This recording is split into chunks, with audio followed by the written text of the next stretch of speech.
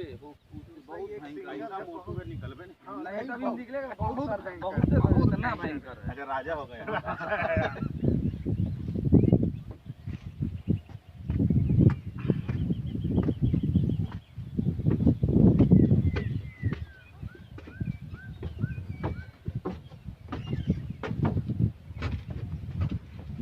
रवि जी ये जो आप ये देख रहे हैं ये मगरमच्छ 1 2 3 और ये 3 6 जी। अभी हमको बताया है कि कोई यहाँ पे राजा मगरमच्छ भी है, मतलब ये सब प्रजा हैं और वो एक राजा मगरमच्छ की तरह कोई प्रसिद्ध है, तो थोड़ा इसके बारे में बताइए क्या है ये, और ये जरा ये भी इस तरफ दिखाइए। जैसे भैया कि ये सौगी वर्मा वन्य जीव प्रभाग के निचलौल रेंज के जंगलों में स्थित दर्जनिया ताल। अरे देखिए अच्छा जंप मारा। हाँ और अभी देखिए मगरमच्छ जो है हरकतें भी उनकी दिख रही होंगी। तो ये जब अभी इसके 3 साल पहले जब इसका पूर्ण रूप से ये इतना डेवलप नहीं किया गया था, जो आप रेस्टिंग आइलैंड देख रहे हैं या ये वॉच टावर देख रहे हैं। रेस्टिंग आइलैंड मतलब ये जो गोल गोल एरिया बना हुआ है, इधर वाला भी एरिया है जी, ये सब जो 7 टापू टाइप का बना, इसे बोल रहे हैं आप जी। ये रेस्टिंग आइलैंड इनके लिए कि ये जैसे इस पे धूप सेकने के लिए, जैसे रेस्टिंग करने के लिए बनाए गए हैं। इसका उद्देश्य ये था कि मतलब इनकी प्रजनन और सारी चीजों को विकसित करने के उद्देश्य ही वन विभाग ने इसको बनाया था। ओके। ये भी ये जो आप जिस वॉच टावर पे खड़े हुए हैं, ये भी लकड़ी की बनी हुई आकर्षक देखने में भी, और इसका उद्देश्य था कि पर्यटक यहाँ से आसानी से मगरमच्छों को देख सकें। आप बीच में एक पेड़ देख रहे होंगे, 2 पेड़ों का वो एक टापू नुमा, वो नेचुरल है, वो जंगल का हिस्सा था, वो टापू में पहले से था, उसको वन विभाग ने नहीं बनाया है। ओके। उसके ऊपर एक मतलब मेरे हिसाब से अति विशाल मगरमच्छ है जो परमानेंट अक्सर वहाँ राजा बोला जाता है, जिसको राजा ग्रामीण भाषा में यहाँ के लोग कहते हैं कि वो मगरमच्छों का राजा है, दर्जनिया ताल का राजा। तो वो वही अक्सर वो देखा जाता है कि वो घंटों उसी रेस्टिंग आइलैंड पे जो नेचुरल है पूर्ण रूप से उस पे वो रहता है घंटों। और अभी फिलहाल फोकस में आप मगरमच्छ को किए रहिए, हम लोग भी है लेकिन मगरमच्छ फोकस में रहे। तो अभी फिलहाल वो इस समय नहीं दिख रहा है, लेकिन आप सुबह आए हैं, अभी मैंने इससे पहले ही कहा था कि सुबह हम लोग चलेंगे तो दिखेंगे।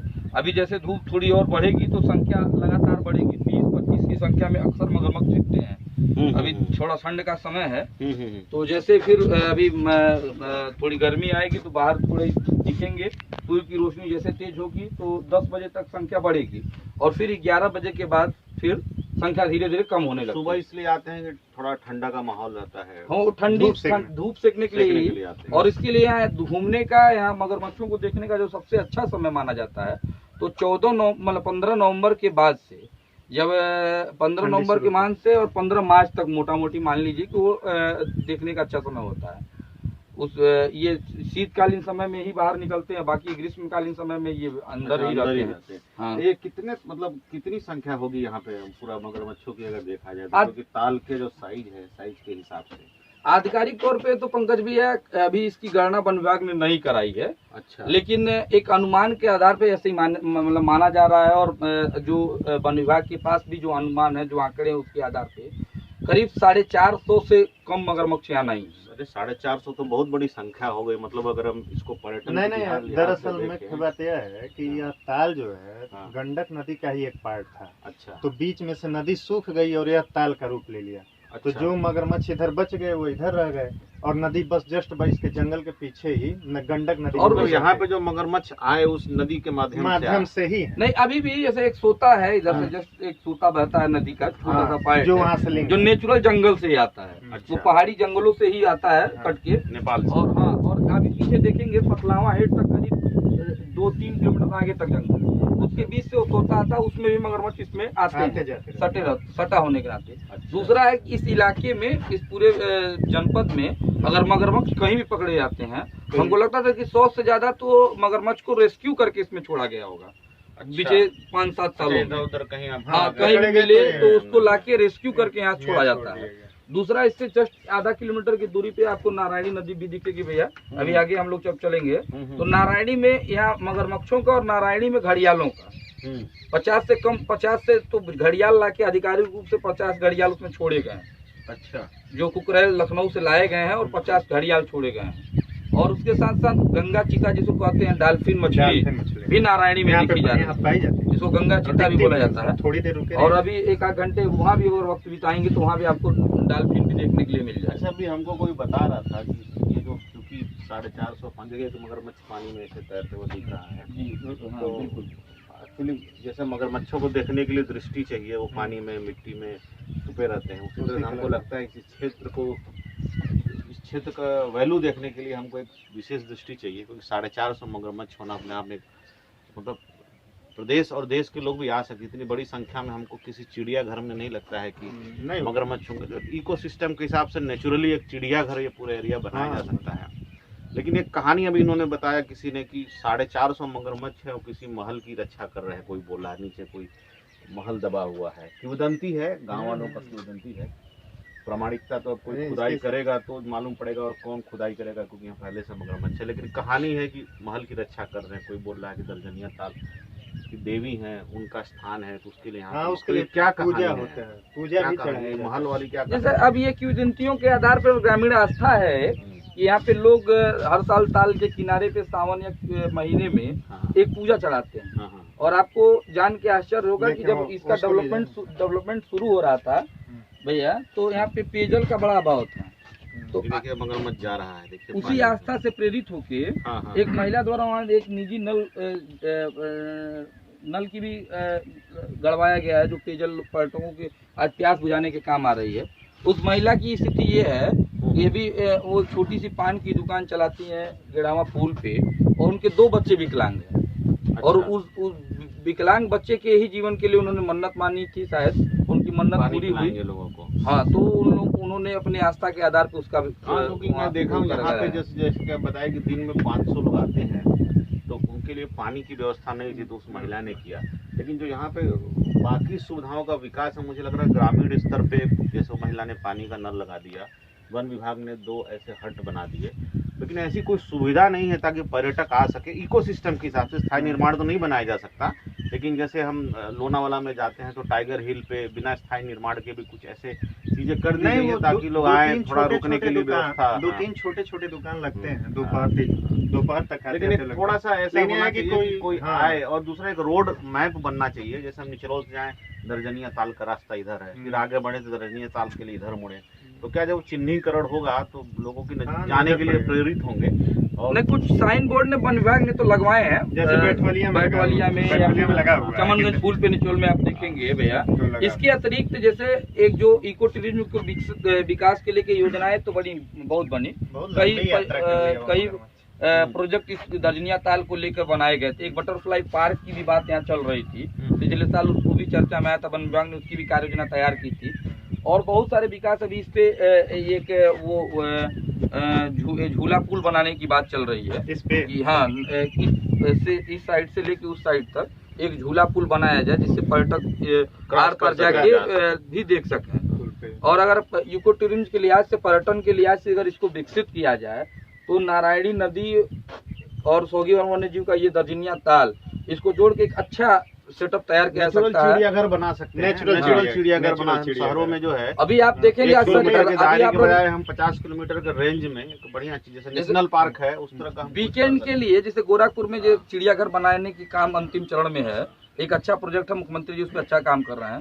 लेकिन अगर उसको इस लिहाज से अगर इसको विकसित किया जाए तो वीकेंड के हिसाब से गोरखपुर शहर वासियों के लिए, गोरखपुर या अगल बगल के 5-7 जिलों के लिए एक अच्छा व्यू मिलेगा, यहाँ एक अच्छा माहौल मिलेगा कि वो अपना समय बिता सके और परिवार के लिए। लगता है कि अगर ये टूरिज्म के मैप में इसको डाल दें तो बहुत से लोग जो बुद्धिस्ट आते हैं, बुद्धिस्ट कंट्रियों से लोग आते हैं, जो कुशीनगर और लुम्बिनी के बीच यात्रा करते हैं, वो भी महत्वपूर्ण पड़ाव होगा। तो सिर्फ गोरखपुर का नहीं, हमको लगता है कि आसियान देश है, 10-12 देश के लोग भी अगर उनको अपना सब लोग टूर का प्लान बनाते हैं इस सर्किट का, तो ये बुद्ध सर्किट का एक महत्वपूर्ण पर्यटन का पड़ाव हो सकता है। ये बहुत शानदार ये अपने भैया बात कही कि बुद्ध सर्किट से जोड़ के इसका विकास हो सकेगा। वही अच्छा ये भी है कि इस रास्ते से आप जाएंगे तो नेपाल में जैसे प्रवेश करेंगे तो बौद्धकालीन सभ्यताओं से जुड़ी भी बहुत सारी चीजें हैं, और रामग्राम और मतलब तो थोड़ा सा रास्ता अलग हो जाएगा, लेकिन वो भी है जो नेपाल की मान्यता है कि बुद्ध भगवान की ननिहाल वहाँ है, और हमारे यहाँ के इतिहासकारों के साक्ष्य भी मिले हैं कि लक्ष्मीपुर ब्लॉक के बनरैया कला में बुद्ध भगवान का ननिहाल है, तो वो भी एक चीज है। और ट्राम्बे रेल परियोजना जो चौक से लेकर लक्ष्मीपुर तक जाती थी, उसकी भी परियोजनाएं ठप पड़ी हैं। वर्षों से अंग्रेजों ब्रिटिश हुकूमत में ट्रेन चलती थी, हालांकि वो मालवाहक ट्रेनों के रूप में ही चलती थी, लेकिन अगर उसको भी विकसित किया जाए तो वो भी एक धरोहर के रूप में पर्यटकों को अपनी ओर आकर्षित करेगी। हम आपको पता है, जैसे अभी आप केरल जाएंगे तो केरल पूरा को ईश्वर का देश बोलते हैं, city of God, state of God बोलते हैं, पूरा जंगल से आच्छादित है। तो वहाँ के इको टूरिज्म के हिसाब से, इको सिस्टम के हिसाब से, बिना पर्यावरण को प्रभाव दिए लोग जंगलों में अपना घर बनाए हैं। और लोग महानगरों से जाते हैं, जंगल में बिताना चाहते हैं समय, क्योंकि भाग दौड़ पत्थरों के शहर में रहते रहते उनको लगता है कि जाएँ थोड़ा फ्रेश एयर और फ्रेश ऑक्सीजन लें। तो स्थायी निर्माण नहीं है, हट का निर्माण है, सिक्योरिटी वहाँ अच्छी है। तो हमारे जो ये पूरा पूर्वांचल के लोग हैं, अगर उनको लगे कि हाँ हम कहीं नेचुरल जंगल में जाएं, निवास करें, प्रवास करें, तो एक यहाँ पे अच्छा सा इकोसिस्टम के आधार पे हट का एक रिजॉर्ट भी बना दें, ताकि अगर किसी को 2 दिन परिवार को लेके आना हो सिक्योरिटी के साथ, तो यहाँ पे एक अच्छा हमको लगता है कि फील दे सकते हैं। क्योंकि आज के डेट में शुद्ध ऑक्सीजन मिलना, शुद्ध इस तरह का माहौल मिलना, प्लस बच्चों को लेकर हम यहाँ घुमाएं, नारायणी घाट घुमाएं, ये जो आपने बटरफ्लाई का बात किया, थोड़ा इतिहास से भी परिचित होंगे। हमें लगता है इसको लेकर जो है बड़ा काम किया जा सकता है। और पर्यावरण विभाग है और वन विभाग है, NGT से जो भी NOC अनापत्ति प्रमाण पत्र लेके इस पर काम किया। अच्छा, इस पर खाली वन विभाग ने काम किया कि पर्यटन विभाग भी कुछ काम? नहीं, वन विभाग ने इसको जो आप जो काम देख रहे हैं वो बॉर्डर डेवलपमेंट एरिया और मनरेगा से या थोड़ी बहुत काम हुई है अभी। और एक चीज हम लोगों के चर्चे में से थोड़ा सा छूट गया कि जस्ट यहाँ से सीधे इसी की सीध में सौगीवरों का एक गांव भी है, टापू पे बसा वो गांव है, 3 तरफ से नदियों से घिरा है, एक तरफ बिहार की सीमा लगती है और एक तरफ नेपाल का, महाराजगंज जिले में जो है, तो उसी के नाम पे ये चीजें, तो उसको भी यूको टूरिज्म के लिहाज से पर्यटन की अपार संभावना है महाराज। का वन्य जीव प्रभाग को ही नेचुरल सेंचुरी घोषित है, लेकिन जिसे थोड़ा डेवलप करके उसको पर्यटकों को अपनी ओर आकर्षित करने के लिए सरकार बस इस पर नजर एक बार फेर लेगी, एक बार नजर दृष्टि डाल देगी, जिससे आपने कहा कि दृष्टि होनी चाहिए। सरकार की दृष्टि बस पड़ गई हमारे इस पिछड़े जनपद पे, तो हमारे पास जितनी संसाधनें हैं, जितनी प्राकृतिक संपदाओं से हम आच्छादित हैं, तो हमें बहुत बाहर की चीजों लाने की जरूरत नहीं, हमें यही अब डेवलप करना है। यहाँ आने के लिए जो भी जैसे हम आए, क्या कोई एक डायरेक्ट रोड बनाया जा सकता है? क्योंकि थोड़ा सा हम लोग खेत के रास्ते आए। 95 नहीं, अभी एक अच्छी है, अच्छी बात उठाया आपने। एक अभी आपको हम आगे से ले चलेंगे, अभी तो लाए हैं आपको जंगल मतलब खेत के रास्तों से। अभी एक सड़क बना रहे हैं नहर की पटरी पे, वो मोड़ तक आएगी सड़क, वो जंगल के इलाके में नहीं आ रही, लेकिन नहर पटरी पे इस साल सरकार सड़क बना रही है। एक अच्छी पहल है वो कि आप बहुआर पुल से सीधे आप अंदर मतलब नहर पटरी पर आप आ सकते हैं। इक्का तांगा का भी व्यवस्था किया जा सकता है। हाँ, वही चीज है कि, और सबसे अच्छी बात है कि पेट्रोल की गाड़ियां ना आए। और एक और चीज आपको भैया एक चीज छूट जा रहा है कि हम लोग एक शानदार परियोजना के ही बगल में है। हम लोग उस पे महाराजगंज और देवरिया जिले की पूर्वांचल की सबसे बड़ी नहर सिंचाई परियोजना गंडक प्रणाली की नहर से सटे हैं, और उस नहर प्रणाली की सड़क पे ही सड़क बन रही है, जो नदी और नहर के बीच की कनेक्टिविटी है। तेलफल नहर जिसको बोलते हैं, वो नहर में पानी ज़्यादा होने पर जो नदी में डिस्चार्ज करना था, और कभी कभी नदी की पानी ज़्यादा होने पर नहर के रास्ते को डिस्चार्ज करने की योजना थी, बाढ़ से निजात दिलाने की। उसी नहर पटरी पे सड़क को बनाई है। आप एक और चीज आप ध्यान लगाइएगा पंकज भैया, बड़ा अच्छे समय पे एक आप मुंबई रहते हैं, चिड़ियों की आवाज सुने एक दौर हो गया होगा, आप महसूस कर रहे होंगे कि यहाँ चिड़ियों की आवाज जो सुकून है, जो यहाँ जो सुकून है, जो शांति है, वो शायद जमाना तो अब जाना होता है तो करजत की जंगल में जाते हैं, कभी जंगल में समय बिताना, या वो हाईवे पे जाते हैं, या केरल चले जाते हैं। यहाँ तो मतलब वो फिर एक दूर है, हमारे पास चीजें होम टाउन में हमारे राजस्थान वाले अगर केरल जाते हैं तो 2-3 हजार किलोमीटर की यात्रा करके जाते हैं, दिल्ली वाले जाते हैं तो 800 किलोमीटर पे है। अगर हम इसको बुद्ध सर्किट से जोड़ के अच्छी परियोजना बनाते हैं, और हम नेपाल के भी टूरिस्ट स्पॉट को अपने टूरिज्म मैप पे डाल दें तो हाँ। हमारे यहाँ कोई पासपोर्ट का ऐसा तो कुछ है नहीं, हाँ। तो अगर एक अच्छा सा एक टूरिज्म मैप बनाए कि भाई हम इस क्षेत्र को तमाम चीजों में सबसे अच्छी बात है कि बुद्ध की जन्मस्थली और बुद्ध की परिनिर्वाण स्थली, हाँ। ये दोनों में 70-80 किलोमीटर का जो फासला है उस बीच में हम बसते हैं। उस बीच में बसते हैं। ननिहाल भी है यहीं और पे, हमारे पास में बुद्ध भगवान की ननिहाल है। और जो हमको लगता है कि सबसे ज्यादा पर्यटक बुद्ध सर्किट से ही निकलते हैं, बौद्धिस्ट कंट्रियों से ही सबसे ज्यादा पर्यटक भारत आते हैं। और अगर सबसे ज्यादा पर्यटक बौद्धिस्ट कंट्रियों से आते हैं और बुद्ध भगवान को जानने आते हैं, तो उस बीच में अगर कुछ हम लोगों को एक्स्ट्रा मिल रहा है तो उसका बेनिफिट लेना हमारी चाहिए। ड्यूटी है कि उनको हम ज्यादा से ज्यादा यहाँ की चीजों के बारे में बता रहे हैं तो हम दिखाएं। और ये बुद्ध से जुड़ी हुई कोई स्थान जरूर होगा, क्योंकि इस तरह से अगर कोई चीज़ है तो ऐसा नहीं हो सकता है हमको बाद में पता चला हो पुराने काल में ये बड़ा प्रसिद्ध होगा। नहीं तो 450 मगरमच्छ और किसी ताल में क्यों नहीं है, क्यों यहाँ है, ये भी एक शोध का विषय है कि क्यों यहीं है। हाँ सही है। पूरे जंगल में हमको लगता है कई ताल होंगे, लेकिन अगर इसी ताल में है तो जो किंवदंतियाँ भी है ना कि किसी की रक्षा कर रहा है, ये है वो है, हो सकता है किसी ने बहुत पहले यहाँ पे इनके लिए व्यवस्था की। हाँ मतलब कि कुछ बाहुबली नेता हाँ। 2-4-10 मगरमच्छ पाल के चर्चे में आ जाते हैं। हमारे पास सैकड़ों मगरमच्छ, सैकड़ों मगरमच्छ, इस 450 मगरमच्छ होना अगर नेचुरल अवस्था में उपस्थित हैं। और अब तो बिना अभी 3 साल पहले अगर आप जाएंगे पीछे तो कोई देखने तक नहीं आता था, कोई झांकने तक नहीं आता था, कुछ हाल में है। और अगर वो अब सर्वाइव करके अगर बचे हुए हैं चुनौतियों से लड़के, तो बहुत बड़ी बात है।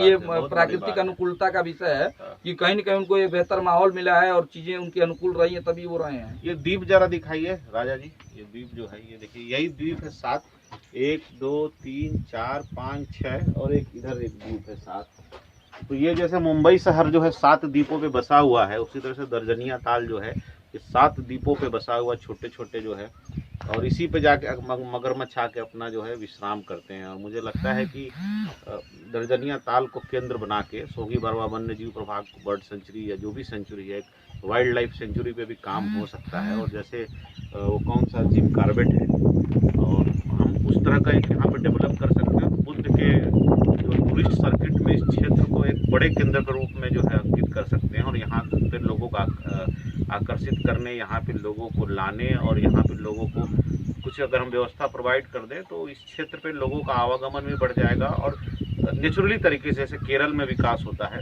वहाँ के पर्यावरण को ध्यान में रख के, उस तरह से हम यहाँ पे विकास कर दें तो मुझे लगता है कि सिर्फ इस दर्जनिया ताल का नहीं, आसपास के करीब पूरे क्षेत्र में 50-60 गाँवों का भी विकास हो जाएगा और यहाँ का आर्थिक उन्नयन हो जाएगा। भैया एक और चीज छूट गई अभी, जैसे बीच में हम लोगों की परिचर्चा में बुद्ध सर्किट से तो जुड़ा ही है, नेचुरल कनेक्टिविटी भी एक अच्छी है इसकी कि ये सोगी और वन्य जीव प्रभाग बिहार के BTR Valmiki Nagar tiger reserve से और नेपाल के चितवन नेशनल पार्क से भी लिंकअप है, उससे भी लिंकअप है। और तो गैंडा भी, अभी टाइगर ही नहीं, गैंडा भी अभी पिछले साल जब नेपाल में बाढ़ की स्थिति आई थी तो 9 गैंडा नेपाल से भारत के जंगलों में आए थे। बाद में भारत सरकार और नेपाल सरकार के संबंधों के आधार पर रेस्क्यू करके नेपाल को वापस किए गए। उसमें से संभवतः एक गैंडा भी इस इलाके को भी अपना प्रवास क्षेत्र बना लिया है। वो जाने के बाद फिर लौट आया है शिवपुर के जंगलों में, शिवपुर के जंगलों में। तो ये हमारे लिए सुखद है क्योंकि जंगल की भी कनेक्टिविटी, बौद्ध सर्किट की भी कनेक्टिविटी। एक सर्किट और है रामायण सर्किट में भी, जो वाल्मीकि नगर जाने के लिए सड़क मार्ग से ये मुख्य मार्ग है जी, मुख्य मार्ग। तो और आप हमको मालूम है कि वाल्मीकि नगर जो है रामायण में क्या उसकी स्थिति है, कैसे लवकुश जो है वहाँ पे गए थे, शिक्षा लिए थे। तो हमें लगता है कि अगर कोई रामायण सर्किट की यात्रा करने, क्योंकि पूरे विश्व में 100 करोड़ के करीब हिंदू हैं, तो उनके लिए अयोध्या जो है मेन सेंटर होने जा रहा है और लोग अयोध्या आएंगे। तो जब अयोध्या जी आएंगे तो रामायण सर्किट की भी यात्रा करने बिल्कुल बिल्कुल। तो हम उस अयोध्या आए तीर्थयात्रियों को वाल्मीकि नगर ले जाने के मैप में अगर उनको पड़ाव कर दें तो हमें लगता है कि वो भी यही मुख्य रास्ता होगा। वाया बिहार उनको ले जाने से बेहतर है कि वाया उत्तर प्रदेश, नेपाल होते ले जाएंगे। से जाएंगे ना, यहाँ से हम बिहार जाएंगे, बिहार से हम सीतामढ़ी जाएंगे, तो पूरा नहीं, जस्ट वाल्मीकि नगर यहाँ से हमारे ख्याल से 40 किलोमीटर की ही दूरी पे है। और बीच में एक अच्छा सा नारायणी नदी पर 1962 के बाढ़ के बाद 64-65 में बना एक 36 फाटक का एक सेतु विमान बना हुआ है। नहीं, बांध तो अलग बाढ़ नियंत्रण के लिए, जो गंडक प्रणाली के लिए 36 पाए का वो चैनल बनाया गया है कि पानी नेपाल से आने वाली पानी को कंट्रोल करके उसको नहरों के माध्यम से डिस्चार्ज किया जाए। तो इंदिरा गांधी जी द्वारा उसका लोकार्पण किया गया। नेहरू जी ने उसकी शिलान्यास की थी और इंदिरा गांधी जी द्वारा वो 72 में पूर्ण रूप से बन के तैयार हुई थी सारी परियोजनाएं। तो वो भी एक अच्छा जगह है देखने के मदनपुर लिए। देवी का मंदिर यहाँ से कितना दूर है? मदनपुर देवी का मंदिर थोड़ा सा दूर हो जाएगा क्योंकि यहाँ से, बाकी अगर अंदर अंदर खड्डा होके हम जाएंगे तो दूरी नज़दीक हो जाएगी। लेकिन ये है कि जंगल अगर जाते हैं तब भी वहाँ से 40 किलोमीटर की दूरी करीब मदनपुर मंदिर की। बात करते करते एक और मगरमच्छ आ गया। हमें लगता है कि ये 10 बजे तक इनका आने का प्रक्रिया जारी है। करीब 25 से 30 मगरमच्छ आपको परमानेंट 10 बजे के बाद आपको 12 बजे तक दिखेगी। फिर 12 बजे के बाद उनकी संख्या में फिर कमी होने लगेगी। और मतलब आने का सबसे उपयुक्त समय सुबह 7 बजे से लेकर 12 बजे 12 बजे तक। हाँ, जैसे और ठंडी के दिनों में दोपहर में सही रहता है। और ठंडी के दिनों में दोपहर में ज़्यादा बेहतर रहता है। तो ये था दर्जनिया ताल। इसके बारे में और आगे चर्चा करेंगे। यहाँ के जो स्थानीय लोग हैं, यहाँ के बड़े ही ऊर्जावान पत्रकार हैं रवि सिंह जी, दिलीप रोनियार जी, और भी यहाँ के लोग हैं, इसको लेकर काफ़ी संवेदनशील हैं। हम लोग भी प्रयास करेंगे कि इसको नेशनल मैप पे लाए ताकि एक नई पहचान मिले और आप लोग को इसी दर्जनिया ताल